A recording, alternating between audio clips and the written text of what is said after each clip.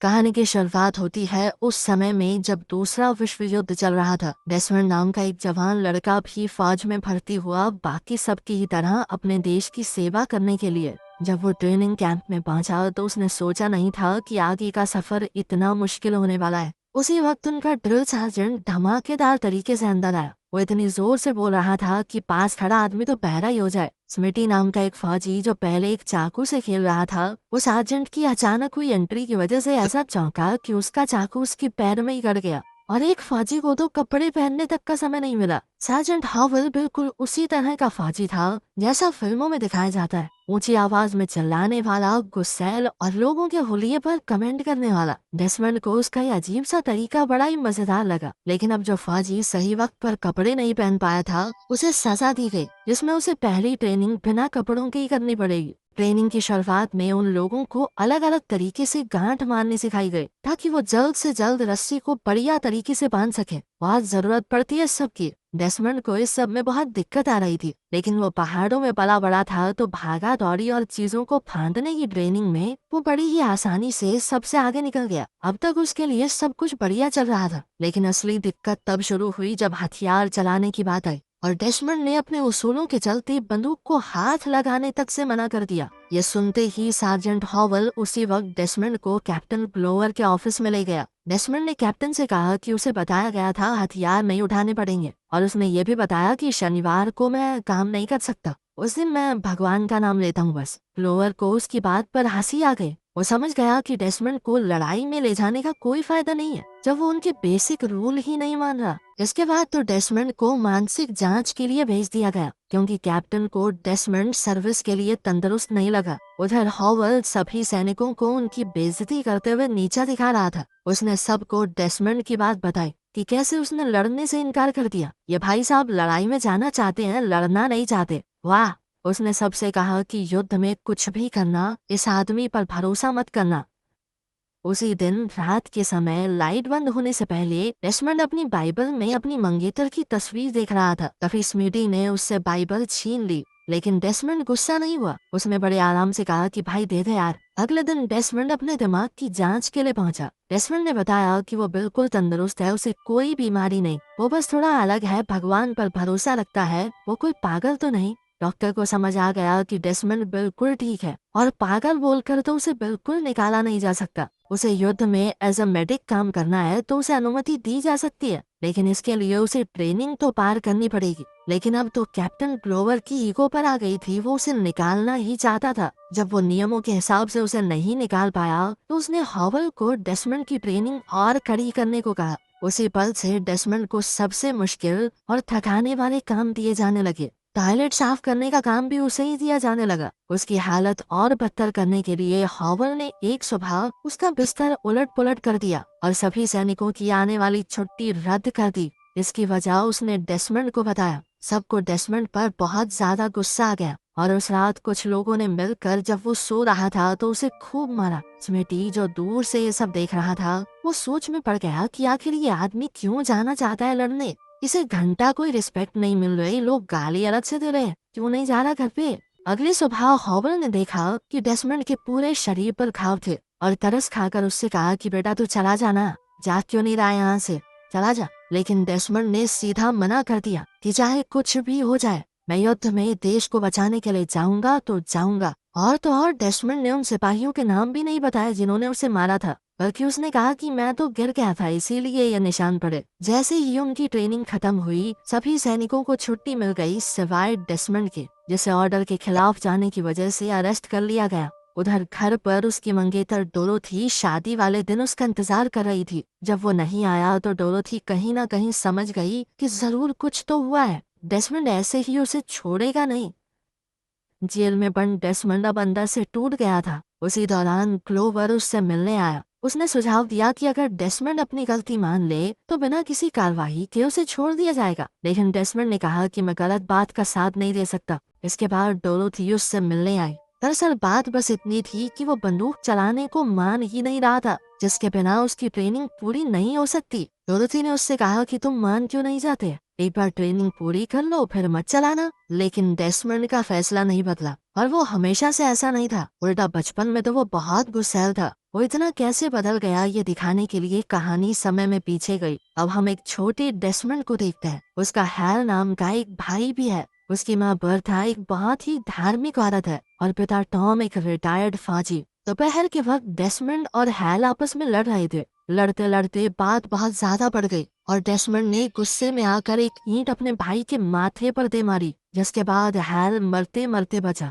Hell तो बच गया, लेकिन इस हादसे का डेसमंड के ऊपर बहुत गहरा असर हुआ। डेसमंड को एहसास हुआ कि उसने गुस्से में आकर बहुत गलत काम किया है और अगर उसका भाई मर जाता तो वो क्या करता। जब उसकी माँ ने उसे समझाया तो उसे और पछतावा हुआ। वो दिन और आज का दिन वो गुस्से वाला लड़का एक बहुत ही शांत इंसान बन चुका था। आज वो चर्च में कुछ काम कर रहा था। जैसे ही डेसमंड ने देखा कि एक आदमी का एक्सीडेंट हो गया है तो वो बिना हिचकिचाए बाहर की तरफ भागा। आदमी के बहते खून को रोकने के लिए डेसमंड ने अपनी बेल्ट का इस्तेमाल किया और जल्दी से उस घायल आदमी को हॉस्पिटल ले गया। डॉक्टर ने भी अपने दिमाग का इस्तेमाल करने के लिए डेसमंड की तारीफ की, जिस वजह से आज एक जिंदगी बच गई है। डॉक्टर और नर्सेस को काम करता देख डेसमंड की एक सोई हुई इच्छा जाग गई। वो हमेशा से डॉक्टर बनना चाहता था, लोगों की मदद करना चाहता था, लेकिन कभी इसके लिए पढ़ाई करने का मौका ही नहीं मिला। उस दिन डेसमंड को डोरथी नाम की एक नर्स दिखी। वो डोरथी को देखते ही उसके प्यार में पड़ गया था। वो तो उससे बात करने का बस बहाना ढूंढ रहा था। जब उसे पता चला कि ब्लड डोनेट करने से इससे बातचीत हो सकती है तो वो उसी वक्त तैयार हो गया कि जितना मर्जी खून निकाल लो। अगले दिन डेसमंड दोबारा से अस्पताल पहुंचा डोरथी से बात करने, और बातों बातों में डेसमंड ने उसे आखिरकार बाहर चलने के लिए पूछ ही लिया। डोरथी को भी वो एक नेक दिल इंसान लगा तो उसने भी हाँ कह दिया। उनकी पहली डेट काफी अच्छी गई। हालांकि डेसमंड जो अपने भाई के साथ ही पला बड़ा था अभी भी सीख ही रहा था कि औरतों से बात कैसे की जाती है। लेकिन वापसी में सड़क पर डोरथी थोड़ा चौंक गई जब डेसमंड ने उसे अचानक से किस कर दिया। उसने कहा कि ऐसा नहीं है, मुझे अच्छा नहीं लगा, लेकिन परमिशन तो लेनी चाहिए ना आपको। लेकिन इस अजीब से पल के बाद भी इन दोनों का रिश्ता काफी खिलने लगा। अब डोरथी ने अपनी मेडिकल की किताबें डेसमंड को देनी शुरू की, जिससे डेसमंड ने मेडिसिन के बारे में और जानना शुरू किया। इसके कुछ दिनों बाद हैल ने घर पर बताया कि मैं फौज में भर्ती हो गया हूँ, मैंने युद्ध में जाने के लिए अपना नाम दे दिया है। उसने बात पक्की होने पर ही परिवार को बताना सही समझा, क्योंकि पहले बताने से रोक टोक हो सकती थी। उनकी माँ को तो लड़ाई शब्द से ही नफरत थी, क्योंकि वो मानती थी कि किसी की भी जान लेना भगवान के खिलाफ अपराध है। और हैल को फौज की वर्दी में देखकर टॉम की दर्दनाक यादें ताजा हो गई, क्योंकि उसने भी अपने समय पर लड़ाइयाँ लड़ी थी और उसके सारे अच्छे दोस्त जो उसके साथ पले बड़े थे उस युद्ध में मारे गए। वो लड़ाई उन सबको खा गई। जिसके बाद हैल उदास होकर बस शराब पीने लगा था। अपने बेटे के इस फैसले से नाखुश होकर टॉम ने उसे कमरे से बाहर निकाल दिया। इसके बाद डेसमंड ने अपनी माँ से कहा कि माँ, मैं भी फौज में जाऊंगा, लेकिन किसी की जान लेने नहीं, बचाने, एक डॉक्टर के तौर पर। खैर अगले दिन उसने डोरथी को भी ये बात बताई। उसे ये बिल्कुल भी अच्छा नहीं लगा कि डेसमंड बेवजह अपनी जान खतरे में डाल रहा है, लेकिन डेसमंड ने कहा कि देश को हमारी जरूरत है, हम नहीं लड़ेंगे, कौन लड़ेगा? पर जाने से पहले मैं तुमसे शादी करना चाहता हूँ। ये बात सुनकर एक बार को तो डोरथी चौंक गई, लेकिन फिर उसने हाँ कह दिया। शादी की तारीख पक्की हो गई, लेकिन युद्ध के लिए निकलने से पहले डेसमंड अपने पिता से मिलने गया,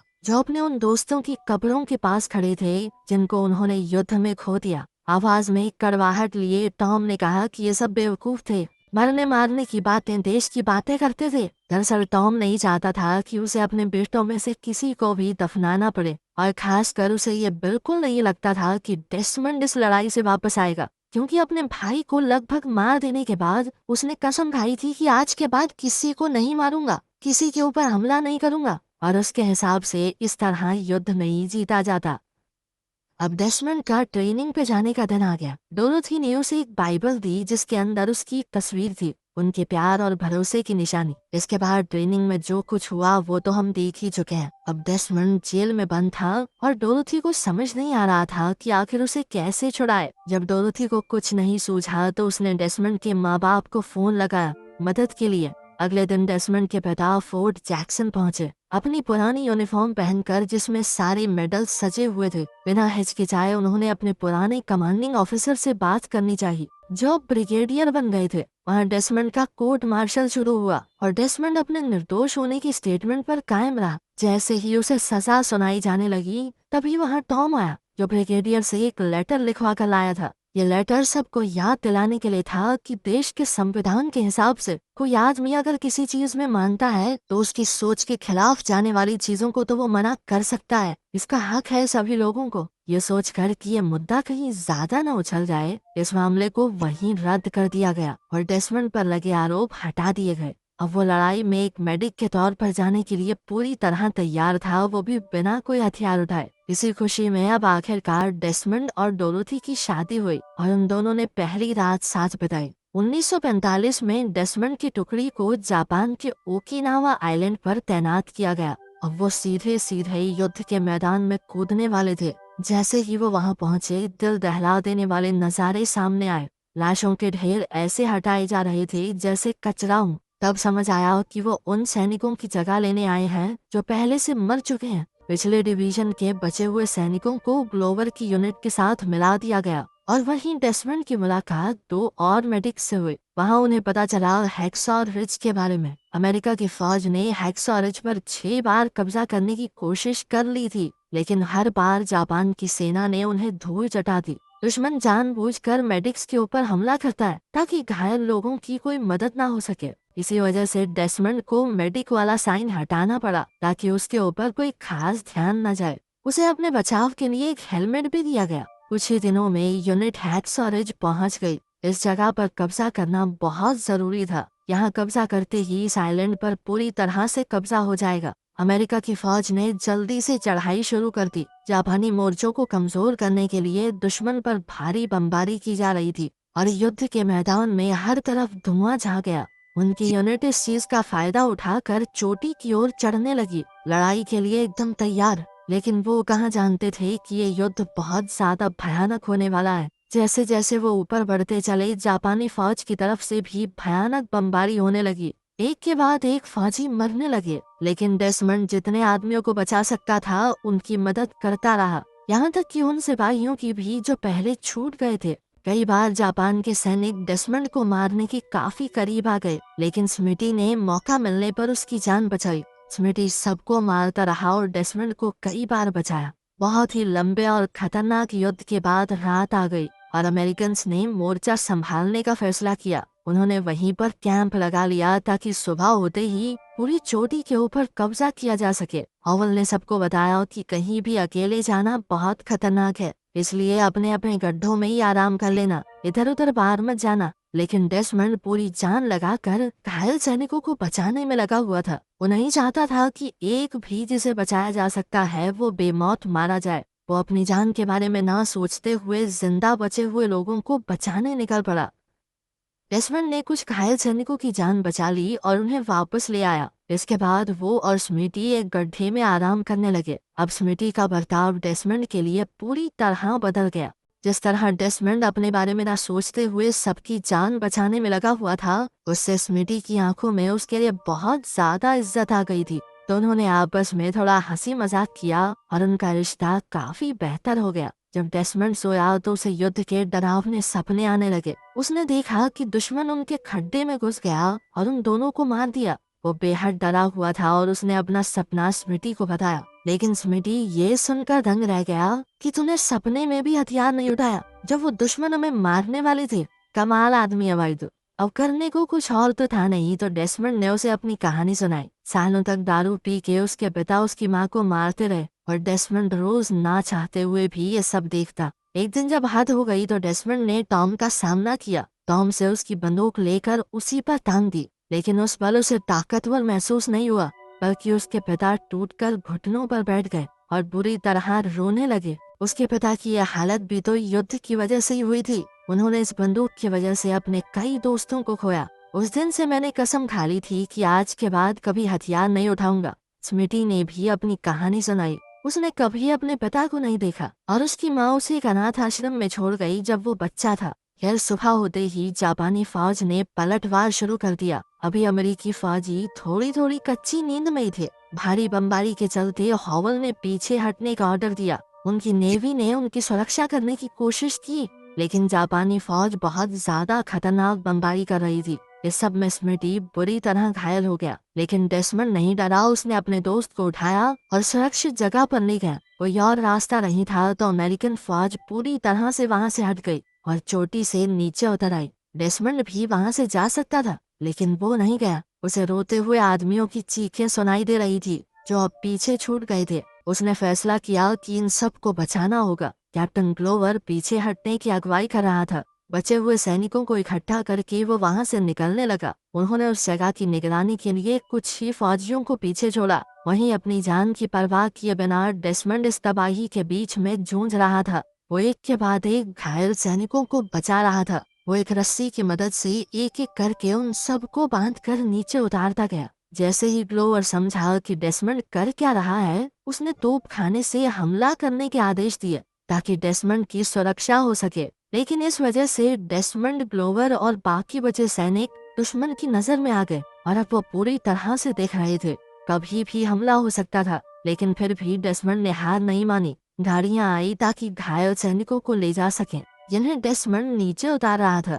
वो तब भी नहीं रुका जब जापानी सैनिक नजदीक आ गए। अचानक डेसमंड को एक घायल फौजी मिला। अपने दिमाग का इस्तेमाल करते हुए डेसमंड ने उस पर मिट्टी डाल दी ताकि दुश्मनों को वो दिखे ना, और खुद के ऊपर एक लाश रख दी। ये तरीका काम कर गया और जापानी सैनिक बिना उन्हें देखे वहां से निकल गए। उनके जाते ही डेसमंड ने उस छुपाए हुए घायल सैनिक को निकाला और पहाड़ी के नीचे रस्सी से उतार दिया।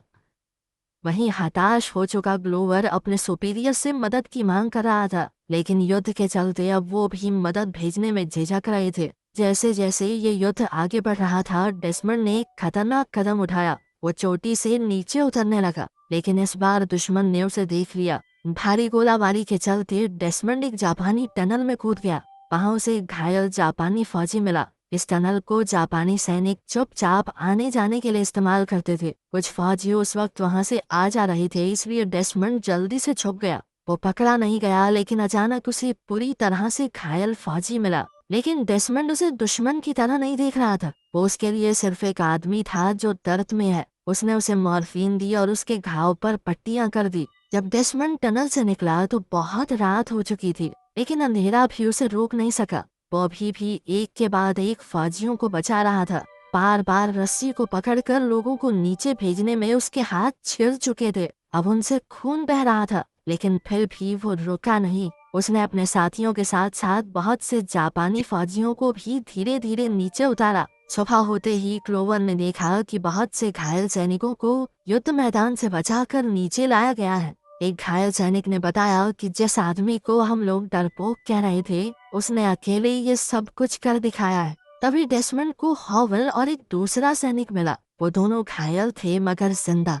हॉवल ने कहा कि मुझे बाद में लेने आना, पहले इसे बचाओ। डेसमंड ने उस दूसरे फौजी को उठाया और सुरक्षित जगह पर ले गया। जल्द ही वो दोबारा अपने सार्जेंट के लिए वापस आया, लेकिन तभी एक जापानी फौजी ने डेसमंड को देख लिया और उस पर गोली चला दी। किस्मत से वो गोली उसके हेलमेट में लगी और डेसमंड बच गया। हॉवल के पास अभी भी गोलियां मौजूद थी। अब डेसमंड जानबूझकर खुले में भागा ताकि पता तो चले कि स्नाइपर है कहाँ पर। और जैसे ही हॉवल को उसकी लोकेशन का पता चला, हॉवल ने बहुत ही बेहतरीन निशाना लगाकर उसे मार गिराया। मौका मिलते ही डेसमंड जल्दी से हॉवल को घसीटकर अपने खेमे की तरफ ले गया, लेकिन तभी दुश्मन ने उन्हें देख लिया और गोलीबारी होने लगी। हॉवल पीछे देखता हुआ गोलियां चलाता रहा और डेसमंड उसे धीरे धीरे दूर ले जाने लगा। जैसे ही चोटी से उतरने के लिए ये दोनों रस्सी से कूदे, जापानी सिपाही ऊपर से उन्हें गोलियां मारने लगे, लेकिन नीचे खड़े अमेरिकन सिपाहियों ने मोर्चा संभाला और उन्हें मार गिराया। अब डेसमंड ऊपर से सभी जिंदा बचे लोगों को नीचे ला चुका था।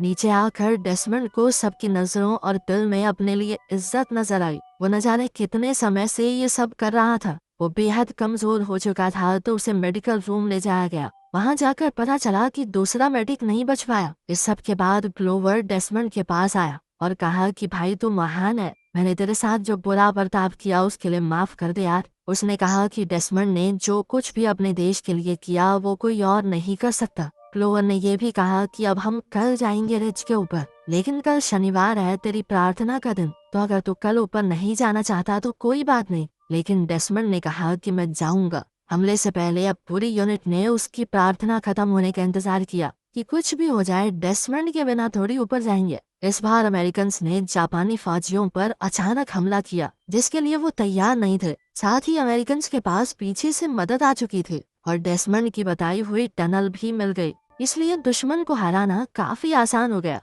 बीच में कुछ जापानी सैनिकों ने एक जाल बिछाया। वो सफेद झंडा लहराते हुए आगे आने लगे, मानो हार मान ली हो। लेकिन ये एक चाल थी। बहुत करीब आकर उन्होंने ग्रेनेड फेंकने शुरू कर दिए। अपने लोगों का बचाव करने के लिए ग्रेनेड को डेसमंड ने दूर फेंका, लेकिन वो पहले ही फट गया, जिससे डेसमंड घायल हो गया। सैनिकों ने उसे स्ट्रेचर पर उठाया और वहां से बाहर निकालने की कोशिश की। जाते हुए डेसमंड के पास से बाइबल नीचे गिर गई, जिसे रुककर वापस से उठाया गया। अमेरिकन फौज आखिरकार जीत गई थी और हैक्सॉ रिज पर कब्जा पूरा हो गया। ये एक सच्ची कहानी है डेसमंड डॉस की, जिसने हैक्सॉ रिज पर अकेले 75 घायल सैनिकों की जान बचाई थी। डेसमंड पूरी दुनिया में शायद इकलौता ऐसा आदमी था जिसने बिना कोई हथियार उठाए युद्ध का रुख ही पलट दिया। उसके बिना वो 75 फौजी बच ना पाते। उसकी बहादुरी के लिए उसे मेडल ऑफ ऑनर मिला, जो कि युद्ध के दौरान मिलने वाला अमेरिका का सबसे बड़ा अवार्ड है। अगर आपको ये वीडियो पसंद आई है और आप इस तरह का और कंटेंट चाहते हैं